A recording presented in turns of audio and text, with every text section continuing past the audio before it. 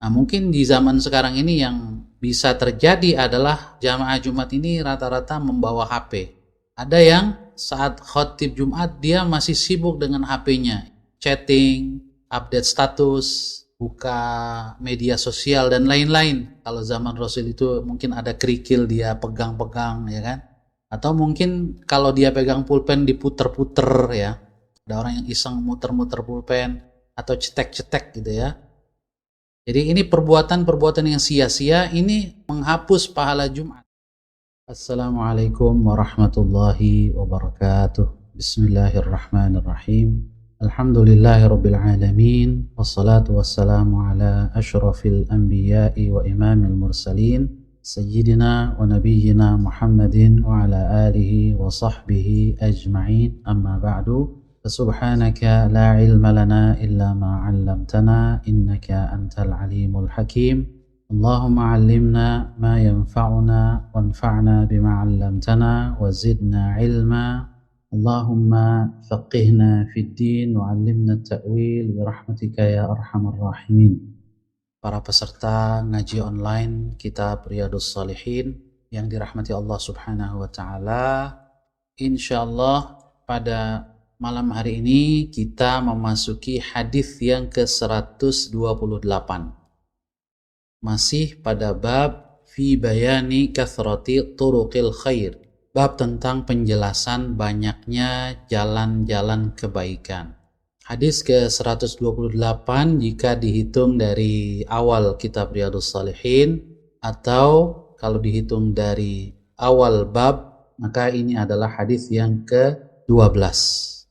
Qala al-Imam an-Nawawi rahimahullahu ta'ala wa nafa'ana bihi wa bi'ulumihi fid dharain.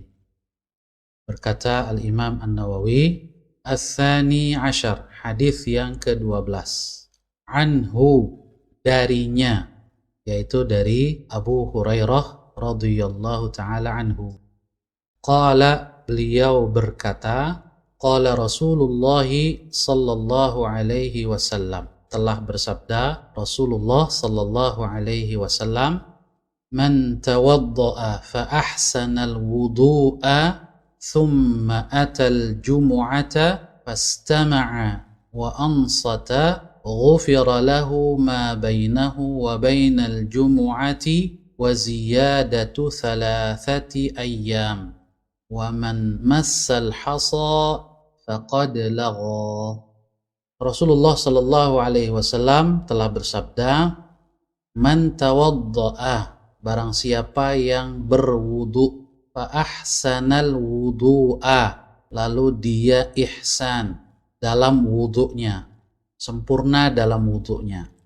Nanti akan kita lihat apa yang dimaksud dengan sempurna dalam wudu. Thumma atal jumu'ata, kemudian ia mendatangi salat Jumat. Fastama'a wa ansata, lalu dia menyimak khutbah Jumat, maksudnya wa ansata, dan tidak berbicara.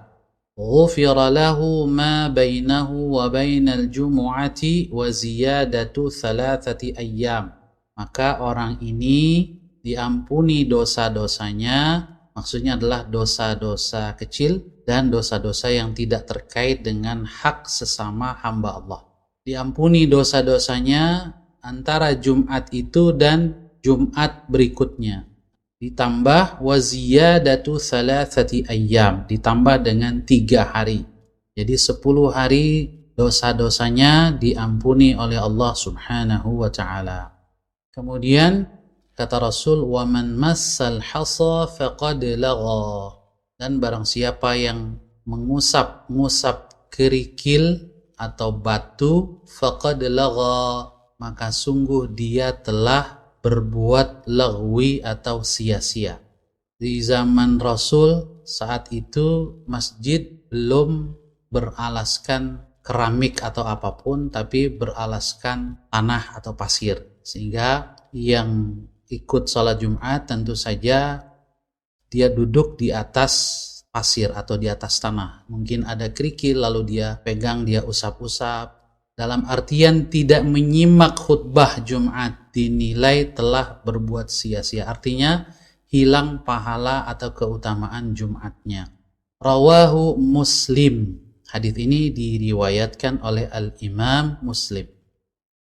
Bapak Ibu, saudara-saudari yang dirahmati oleh Allah Subhanahu wa taala, kita lihat beberapa penjelasan tentang kosakata yang ada di dalam hadis ini. Yang pertama, di mana Rasulullah sallallahu alaihi wasallam bersabda, "Man tawaddaa fa ahsanal wudu." Siapa yang berwudu lalu dia ihsan dalam wudu.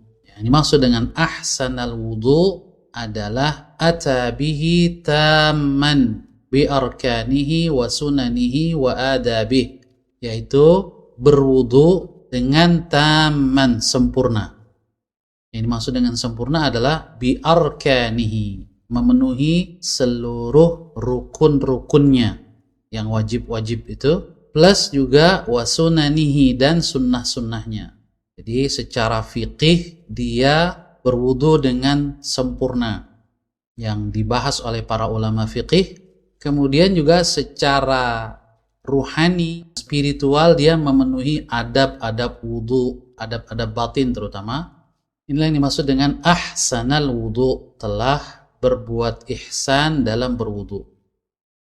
Lalu Rasul juga di situ disebutkan summa atal jumu'ata. Atal jumu'ah ay maksudnya adalah atal masjidah, yaitu mendatangi masjid, liyusalliya salatal jumu'ati, untuk melaksanakan salat Jumat. Wa summiyatil jumu'atu jumu'atan lijtima'in nasi laha, dan disebut salat Jumat itu dengan istilah Jumat karena Jumu'ah itu artinya adalah pertemuan, berkumpulnya orang-orang. Itu secara bahasa arti Jumu'ah. Kaum muslimin laki-laki berkumpul di masjid pada saat itu. Kemudian Rasul sallallahu alaihi wasallam juga menyebutkan waman massal hasa faqad lagha. Ini maksud dengan lagha ini minal lagwi, dari kata al-lagwi, wa huwa fil asli al-kalamul batil walladhi la faidata fih, yaitu ucapan yang batil, yang tidak benar, tidak bermanfaat. Ini disebut lagwi. Jadi mereka yang melakukan perbuatan yang tidak bermanfaat atau bukan pada tempatnya di hari Jumat saat ibadah Jumat, kata Rasul, faqad lagha, sungguh dia telah sia-sia. Wal muradu huna annahu asqata thawabal jumu'ati. Orang yang melakukan perbuatan yang sia-sia itu telah menggugurkan pahala Jumatnya. Pahala atau balasan dan keutamaan Jumatnya yang disebutkan di dalam potongan hadis tadi sebelumnya, diampuni dosa-dosanya selama 10 hari, dia tidak memperolehnya. Fawaidul hadis. Faidah hadis ini yang pertama, al-hathu ala tahsinil wudu'i wa itmamihi wal muhafazati ala salatil jumu'ah. Hadis ini mendorong kita, memotivasi kita untuk memperbaiki dan menyempurnakan wudhu kita. Baik wudhu untuk melaksanakan salat ataupun wudhu untuk menjaga taharah. Wa itmamihi, agar kita menyempurnakannya ya, dengan memenuhi tadi rukun-rukunnya, lalu sunnah-sunnahnya dan adab-adabnya. Juga hadis ini mendorong kita untuk muhafazah, menjaga. Baik menjaga dalam pengertian melaksanakan sekaligus menjaga kualitasnya, yaitu ala salatil jumu'ah, menjaga salat Jumat. Wabil khusus tentu saja yang wajib adalah kaum muslimin. Yang kedua, faedah hadis ini fadlu salatil jumu'ati. Hadis ini menunjukkan keutamaan salat Jumat. Wa hiya wajibatun ala kulli muslimin hurrin dzakarin aqilin muqim. Diwajibkan kepada setiap muslim yang hurrin, merdeka, bukan hamba sahaya. Dzakar, laki-laki. Juga yang wajib salat Jumat adalah aqil, yang berakal sehat, yang sudah baligh dan berakal sehat. Muqim, juga yang wajib adalah yang muqim, yang tidak melakukan safar atau musafir. Jadi yang bukan muslim dia tidak wajib Jumat. Dalam artian dia harus masuk Islam dulu, baru Jumatannya sah. Kemudian juga perempuan tidak wajib sholat Jumat. Anak kecil atau yang terganggu kesehatan akalnya juga tidak wajib sholat Jumat. Muqim, berarti yang musafir tidak wajib sholat Jumat. Boleh melaksanakan sholat zuhur saja. Tetapi kalau mereka melakukan sholat Jumat tentu saja sah. Wala tasihhu illa jama'atan wa fil masjid, dan tidak sah sholat Jumat kecuali dilakukan berjamaah dan di dalam masjid. Faedah yang ketiga, salatul jumu'ati tukaffiru dhunuba 10 ayyam. Dalam hadis ini, salat Jumat disebutkan menghapus dosa-dosa 10 hari. Mengapa? Li'annal hasanata bi'ashrati amthaliha. Karena kaidah umumnya bahwa satu kebaikan itu dinilai dengan 10 kali lipat. Jadi sekali Jumat bernilai menghapus dosa 10 hari. Wa dzunubul lati tukaffaru hiya as-saghairu. Dan yang dimaksud dengan dosa-dosa yang dihapuskan dengan ibadah Jumat itu adalah dosa-dosa kecil. Kenapa? Karena dosa-dosa besar secara aturan umum syaratnya adalah harus dengan taubat. Begitu juga yang dimaksud dengan dosa-dosa yang diampuni otomatis dengan sholat Jumat adalah dosa-dosa kecil yang terkait dengan hak-hak Allah saja. Sebab yang terkait dengan hak sesama manusia ini harus diselesaikan urusannya. Ya, kalau hutang harus dibayar, tidak otomatis terhapus karena sholat Jumat atau ibadah-ibadah lain. Tentu saja tidak menutup kemungkinan jika Allah menghendaki dengan karunia-Nya, mungkin saja Allah mengampuni dosa-dosa besar, mungkin saja. Tetapi ini jangan jadi perhitungan kita ya sebagai hambanya. Tetapi kita harus berpedoman pada kaidah umum atau aturan umumnya. Sangat mungkin Allah memberikan pengecualian pada aturan-aturan itu, tapi itu yang tahu hanyalah Allah. Mungkin saja Allah subhanahu wa ta'ala mengampuni dosa tanpa yang bersangkutan bertaubat karena sebab-sebab tertentu yang tidak kita ketahui. Tetapi itu tidak boleh dijadikan sebagai standar sikap kita. Karena yang disebutkan di dalam hadis-hadis sahih bahwa dosa-dosa besar itu harus kita melakukan taubat agar Allah mengampuninya. Kalau taubat pasti diampuni oleh Allah subhanahu wa ta'ala. Ketika syarat-syarat taubat itu kita penuhi, itu pasti diampuni. Kemudian yang berikutnya, wujubul insati li khutbatil jumu'ah. Wajib diam dan tenang. Mendengarkan, fokus mendengarkan khutbatil jumu'ah, khutbah Jumat. Wa adami tasyaghuli anha bi syai'in minal kalami wa ghairihi, dan tidak menyibukkan diri dengan berbagai kesibukan yang lain seperti bicara dan lain-lain. Nah, mungkin di zaman sekarang ini yang bisa terjadi adalah jamaah Jumat ini rata-rata membawa HP. Ada yang saat khotib Jumat dia masih sibuk dengan HP-nya, chatting, update status, buka media sosial dan lain-lain. Kalau zaman Rasul itu mungkin ada kerikil dia pegang-pegang, ya kan? Atau mungkin kalau dia pegang pulpen diputer-puter, ya. Ada orang yang iseng muter-muter pulpen atau cetek-cetek gitu ya. Jadi ini perbuatan-perbuatan yang sia-sia, ini menghapus pahala Jumat. Apalagi tadi ya, karena kalam berbicara itu dengan mulut, tapi berbicara juga bisa dengan tulisan. Maka itu membatalkan pahala Jumat.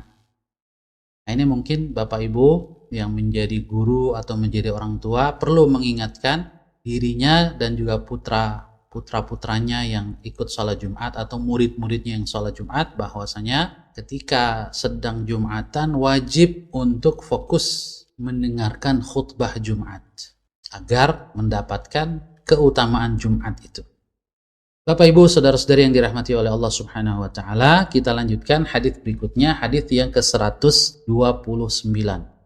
Masih pada bab yang sama tentang penjelasan banyaknya jalan-jalan kebaikan. Ats-tsalitsa asyar, hadis yang ke-13 jika dihitung dari awal bab. Anhu, masih dari Abu Hurairah radhiyallahu anhu, anna Rasulullah sallallahu alaihi wasallam qala, bahwasanya Rasulullah sallallahu alaihi wasallam telah bersabda, "Idza tawadda al-'abdul muslimu awil mu'minu faghasala wajhahu kharaja min wajhihi kullu khati'atin nadhara ilaiha bi'ainaihi ma'al ma'i aw ma'a akhiri qatril ma'."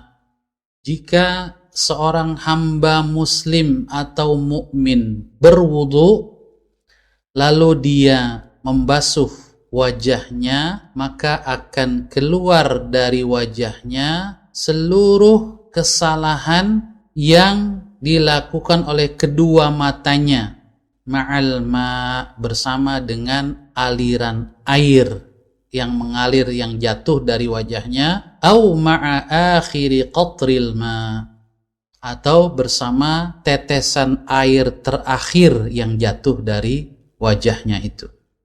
Lalu Rasul melanjutkan, fa idza ghassala yadayhi, jika ia membasuh kedua tangannya, kharaja min yadayhi kullu khati'atin kana batashatha yadahu ma'al ma'i aw ma'a akhiri qatril ma'.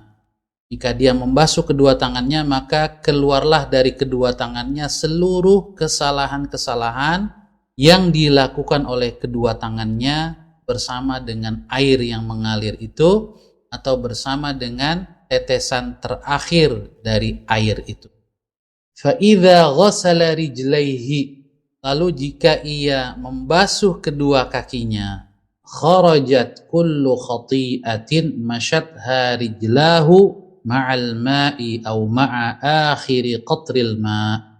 Begitu juga akan keluar dari kedua kakinya seluruh kesalahan-kesalahan yang diakibatkan oleh langkah kakinya itu, kedua kakinya itu, bersama dengan air yang mengalir, au ma'a akhiri qatril ma, atau bersama dengan tetesan terakhir air itu, hatta yakhruja naqiyan minadz-dzunub, sehingga hamba Allah yang muslim atau mukmin ini keluar dari wudunya atau selesai dari wudunya itu dalam keadaan naqiyan, bersih, minadz-dzunub, dari dosa-dosa. Rawahu Muslim. Hadis ini diriwayatkan oleh Al-Imam Muslim.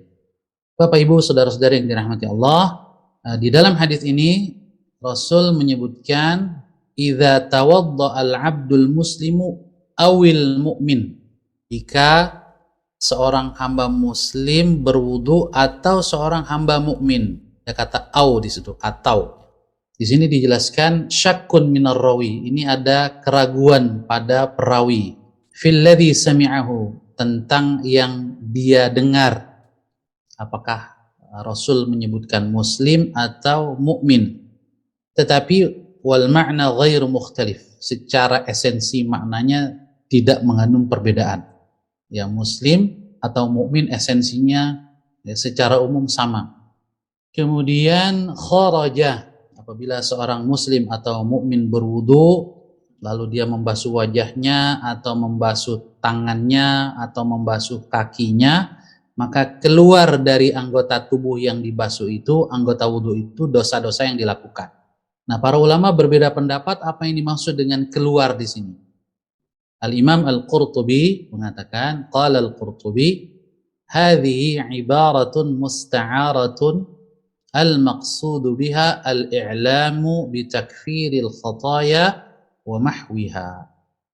Bahwa ini maksud dengan keluar ini adalah makna kiasan. Makna kiasan yang dimaksudkan adalah pemberitahuan informasi tentang pengampunan dosa-dosa, penghapusan dosa-dosa. Tetapi ada sebagian ulama, di antaranya Al-Imam As-Suyuti, yang mengatakan, wa qala As-Suyuti, balil zahiru hamluhu 'alal haqiqah. Secara zahir, maka sebaiknya kita memahami, mengartikan kata kharaja, keluar dosa-dosa ini, secara hakikat, makna hakiki, memang keluar. Apa alasannya? Kata Al-Imam As-Suyuti, Wadzalika annal khotoya tu'athiru fil batini waz zahiri sawadan. Karena setiap dosa atau kesalahan itu punya pengaruh pada batin kita, jiwa kita, waz zahir, dan juga sebetulnya pada fisik kita, entah bagian apakah di bawah kulit atau di atas kulit.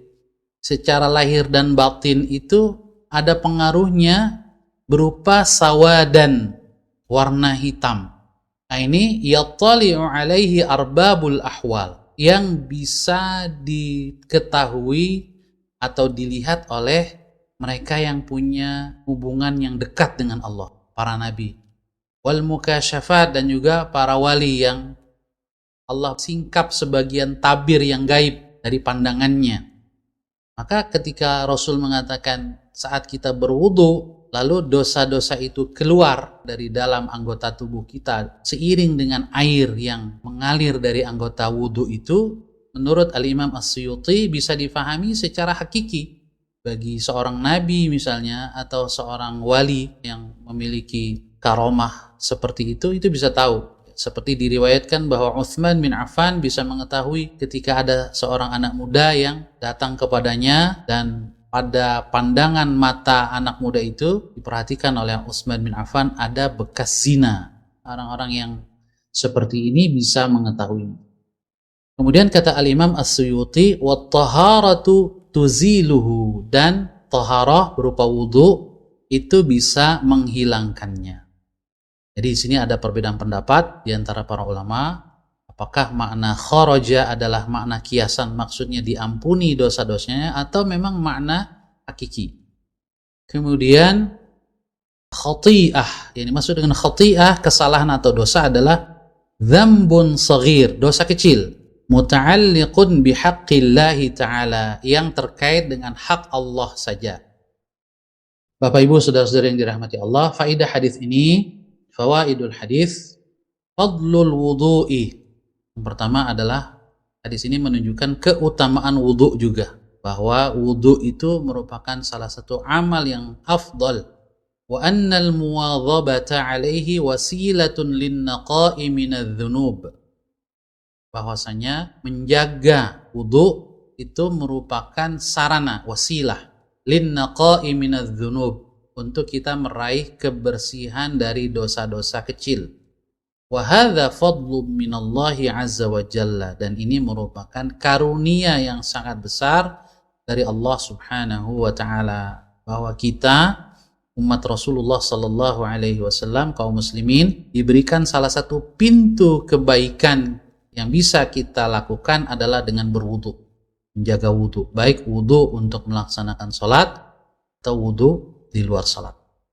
Yang kedua, wa khussatil ainu bidzikri ma'a anna fil wajhi, ada yang kurang di situ, mohon maaf, ma'a anna fil wajhi al fama wal anfa, anna kullam minhuma lahu taharatun makhsusatun kharijatun an taharatil wajhi.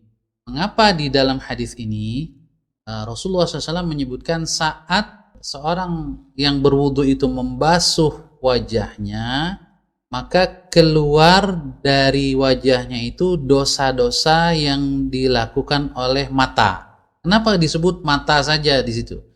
Padahal di wajah itu ada juga mulut dan hidung. Kenapa Rasul tidak menyebutkan mulut dan hidung? Apa jawabannya? Apa hikmahnya? Anna kullam minhuma lahu taharatun makhsusah. Karena untuk mulut dan hidung itu ada aktivitas wudu yang khusus terkait dengan keduanya, yaitu kalau mulut dengan madmadah, dengan berkumur-kumur. Kemudian untuk hidung dengan istinsyaq dan istinthar, menghirup sedikit air lalu mengeluarkannya lagi dari rongga hidung. Jadi untuk mulut dan hidung itu ada aktivitas khusus saat berwudu, dengan kumur-kumur dan dengan membersihkan hidung itu. Sehingga ketika Rasul menyebutkan wajah, maka yang beliau sebutkan adalah dosa-dosa mata. Kenapa? Karena mata nggak ada aktivitas wudu secara khusus, bersihin mata nggak ada. Artinya apa? Untuk mulut dan hidung, dosa-dosa dari mulut terhapus atau dosa-dosa itu keluar kalau kita kumur-kumur. Itu juga dosa yang dilakukan oleh hidung akan terhapus kalau kita melakukan istinsyak dan istinthar. Jadi di sini dikatakan bi khilafil ain fa innaha laisa laha taharatun illa fi ghaslil wajhi, karena mata itu tidak punya aktivitas wudu secara khusus, maka dosa-dosanya itu dihapuskan oleh Allah Subhanahu wa taala saat membasuh wajah.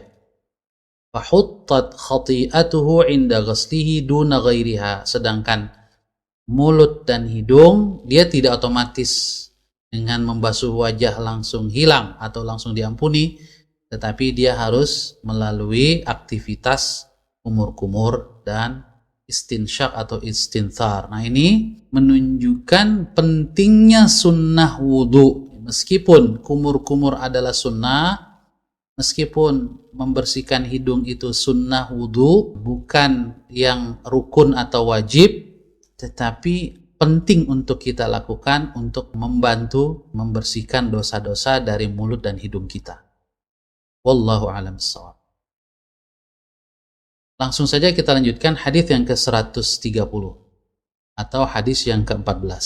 Ar-rabi'a asyar. Hadis ke-14, anhu, masih dari Abu Hurairah.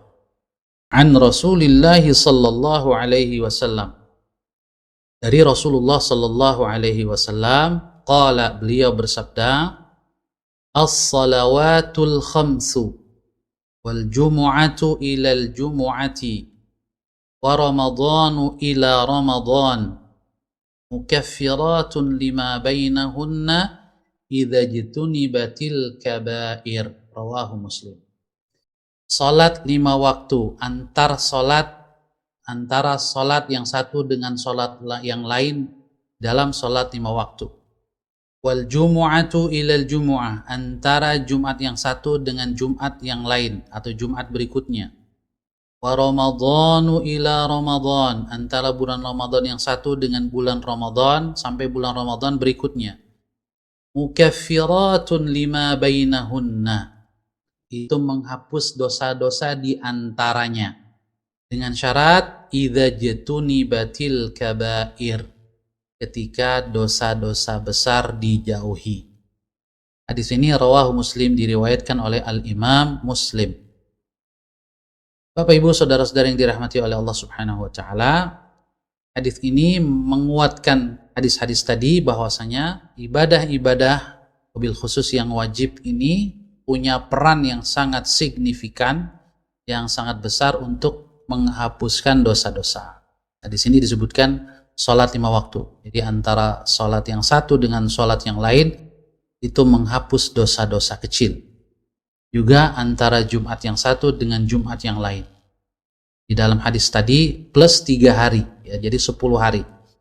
Kemudian antara bulan Ramadan dengan Ramadan yang berikutnya itu dihapuskan oleh saum Ramadan. Nah, tentu saja dosa-dosa besar perlu taubat. Bayanu mufradatil hadis, penjelasan tentang beberapa kosakata di dalam hadis ini.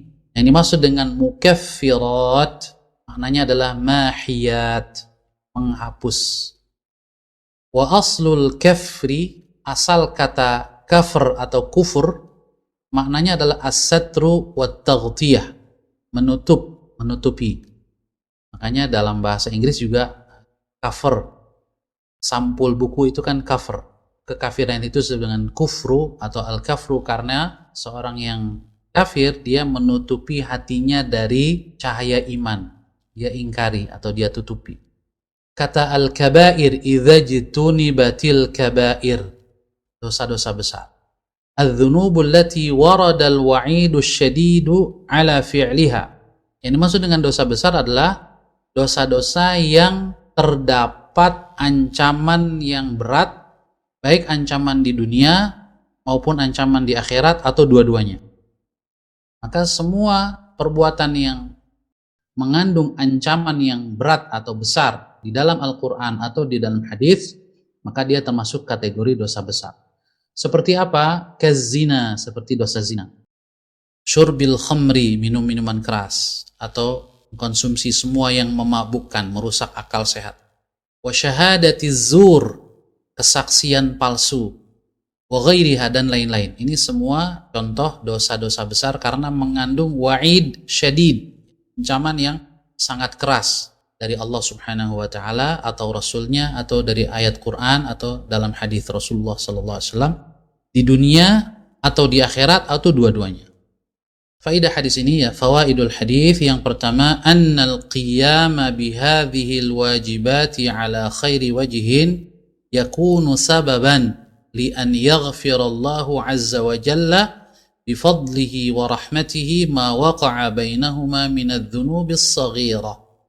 Melaksanakan kewajiban-kewajiban yang disebutkan di dalam hadis ini ala khairi wajhin, dengan sebaik-baiknya, memenuhi syarat, rukun, sunnahnya, adab-adabnya, ini dapat menjadi sebab, yakunu sababan, menjadi sebab li an yaghfirallahu azza wa jalla bifadlihi wa rahmatihi, datangnya ampunan dari Allah Subhanahu wa taala. Tentu saja bifadlihi, karena karunia-Nya, wa rahmatihi, dan rahmatnya, kasih sayangnya. Kalau bukan karena karunia dan kasih sayang Allah, Allah tidak akan mengampuni. Bisa jadi amal yang kita lakukan itu sangat kecil hakikatnya dibanding dosa yang kita lakukan, meskipun disebut dosa kecil, tapi sebetulnya kalau kita meremehkan bisa jadi itu sebetulnya besar, tapi Allah ampuni karena karunia dan kasih sayangnya. Ma waqa'a bainaha minadz-dzunubis shaghirah, dosa-dosa kecil yang kita lakukan Allah ampuni. Fa idza lam yaqa' minal mukallafi dzambun kabirun lam yakun alaihi syai'. Kalau ada orang yang melaksanakan sholat 5 waktu atau sholat Jumat, puasa Ramadan, dia tidak punya dosa besar, gak ada dosa besar yang dia lakukan, maka berarti dengan diampuninya dosa-dosa kecil seluruhnya itu, dia menjadi bersih sama sekali dari dosa. Ini luar biasa. Wa in waqa'a dzambun kabirun wa saghair yu'akhadhu 'alal kabirati faqat.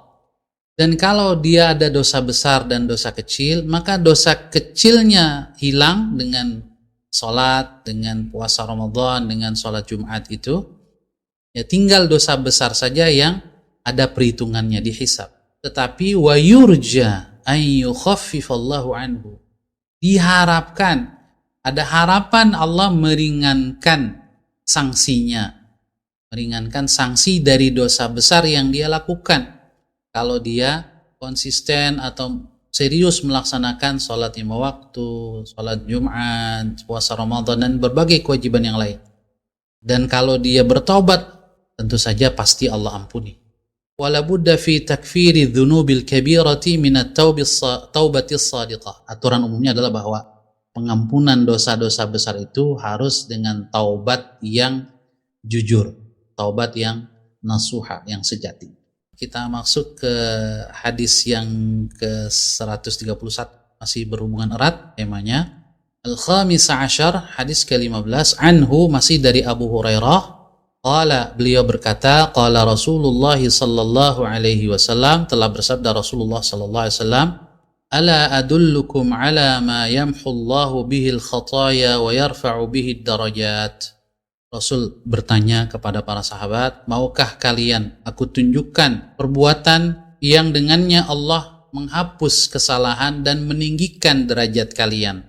Qalu, para sahabat berkata, bala ya Rasulullah, tentu saja ya Rasulullah. Qala, Rasul bersabda, isbaghul wudu'i 'alal makarih.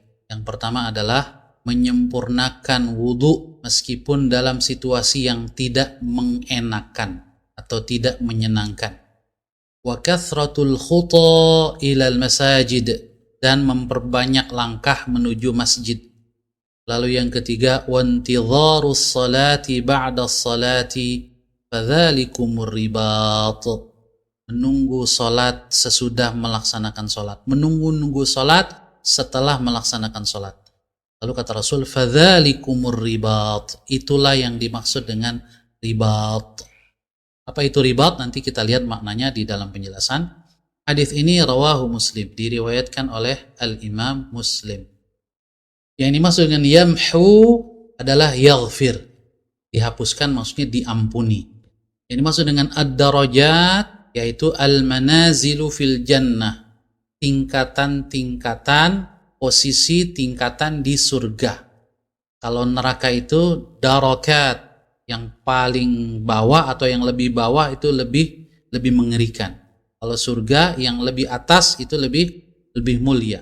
Hanya di dalam Al-Quran Allah menyebutkan orang munafik itu innal munafiqina fid darkil asfal. Disebut dark, jamaknya darakat. Kalau surga itu darajat. Isbaghul wudu, yang dimaksud dengan isbaghul wudu adalah al-ityanu bihi kamilan wa tamman, melakukan wudu dengan sempurna, seperti yang juga sudah dijelaskan, ahsanal wudu atau al-ihsan fil wudu, memenuhi rukun-rukunnya, sunnah-sunnahnya dan adab-adabnya.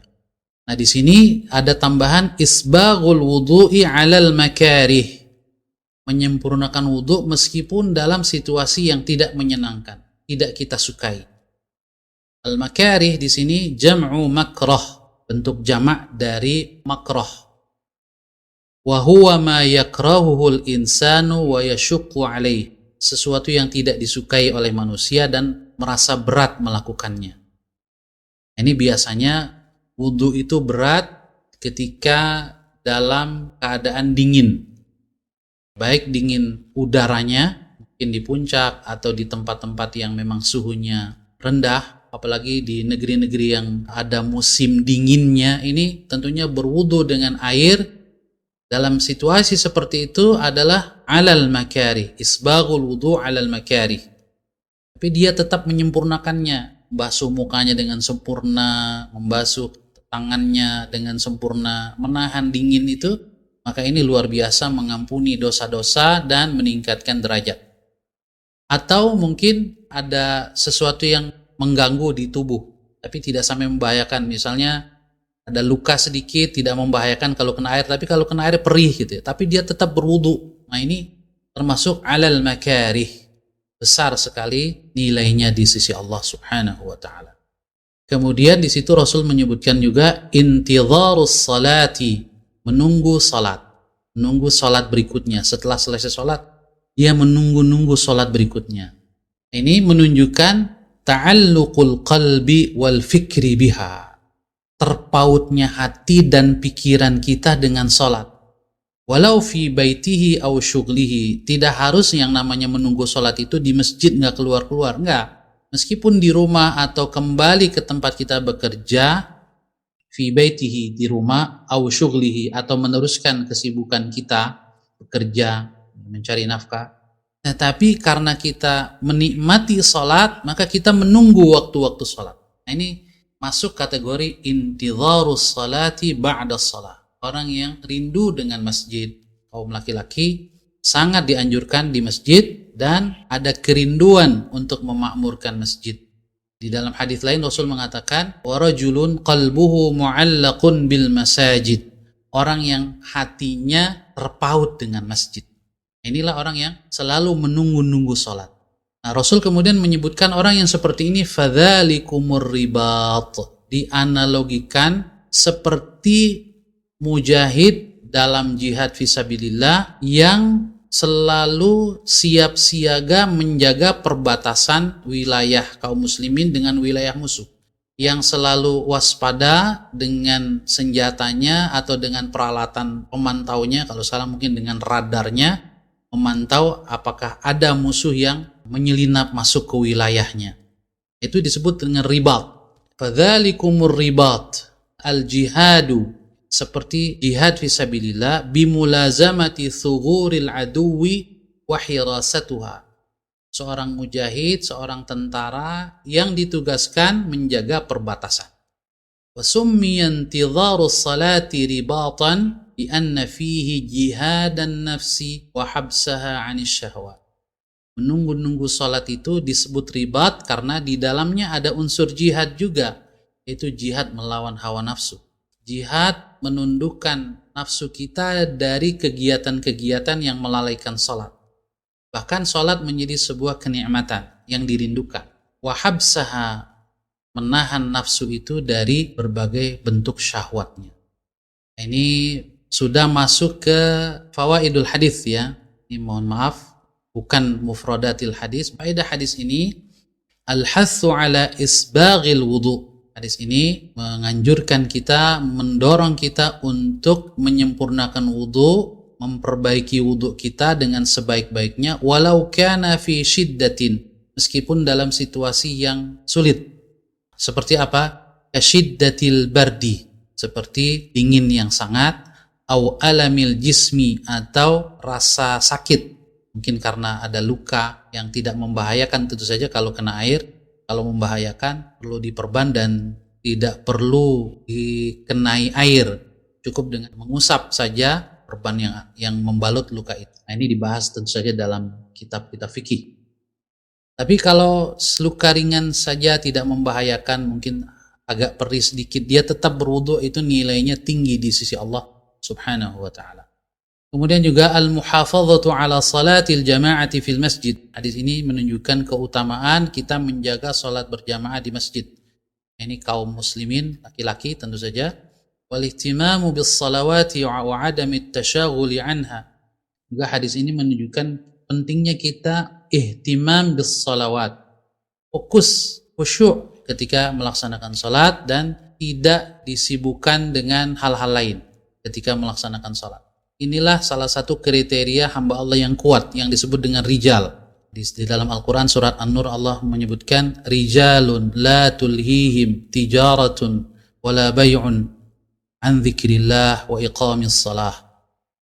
Orang-orang yang perdagangan dan bisnisnya tidak melalaikannya dari mengingat Allah dan dari salat. Lalu berikutnya al-ibadatu jihadun wa idadun lil jihad lima fiha min sabrin wa jaldin wa tahammul. Bahwa ibadah, ada bentuk-bentuk ibadah yang nilainya dinilai sebagai jihad fisabilillah. Dan juga sekaligus ibadah itu merupakan persiapan berjihad. Kenapa? Karena dengan ibadah-ibadah yang ada unsur beratnya itu, ada kesabaran, keuletan, tahammul, kemampuan menanggung beban penderitaan, melawan hawa nafsu. Wa ma fiha min badlil juhdi wa kabhin nafsi. Ada pengorbanan dan mengendalikan hawa nafsu dari berbuat maksiat untuk menyambut seruan Allah Subhanahu wa taala. Bil khusus salat subuh misalnya, amat sangat penting fungsinya untuk membina diri kita menuju pribadi-pribadi yang disiplin dengan waktu, yang bisa berkorban demi menyambut seruan Allah Subhanahu wa taala. Berikutnya, hadhil umur wasilatun lil maghfirati wat taqarrubi ila Allah azza wa jalla. Semua yang disebutkan di dalam hadis ini merupakan sarana pengampunan dosa dan sarana kita mendekatkan kepada Allah Subhanahu wa taala. Lalu yang terakhir, ma warada fil ahadithi min takfiridz dzunub innama huwa fi sya'ni ma yata'allaqu bi huquqillahi ta'ala. Penegasan lagi bahwasanya semua pengampunan dosa secara otomatis dengan amal-amal yang disebutkan di dalam hadis-hadis seperti ini adalah dosa-dosa yang terkait dengan hak Allah saja. Tidak ada kaitannya dengan dosa-dosa yang berhubungan dengan hak hamba. Kenapa? Karena dosa yang terkait dengan hak hamba tidak otomatis diampuni kalau tidak diselesaikan urusannya dengan orang yang bersangkutan. Wa amma ma yata'allaqu bi huquqil ibadi fala budda min adaiha li ashabiha. Dosa-dosa yang terkait dengan hak-hak hamba, hak-hak sesama manusia itu harus diselesaikan dengan yang bersangkutan. Awit tahallul, kalau kesalahan yang menyakitkan harus minta dimaafkan, minta dihalalkan. Wal istibra'i minha, dibebaskan dari tuntutan. Baru kemudian Allah Subhanahu wa taala mengampuninya. Oleh karena itu dosa dengan sesama manusia lebih sulit taubatnya. Kalau dosa terkait dengan hak Allah lebih mudah karena Allah Ghafurur Rahim. Manusia itu pelit untuk bisa mundur dari haknya, meminta ganti rugi dan seterusnya. Sehingga dosa-dosa terkait dengan sesama manusia ini harus diselesaikan. Baru taubatnya diterima oleh Allah Subhanahu wa taala. Wallahu a'lam bissawab. Demikian Bapak Ibu 4 buah hadis dari kitab Riyadhus Shalihin yang dapat kita baca dan kita kaji pada malam hari ini. Subhanakallahumma wa bihamdika asyhadu an la ilaha illa anta astaghfiruka wa atubu ilaik.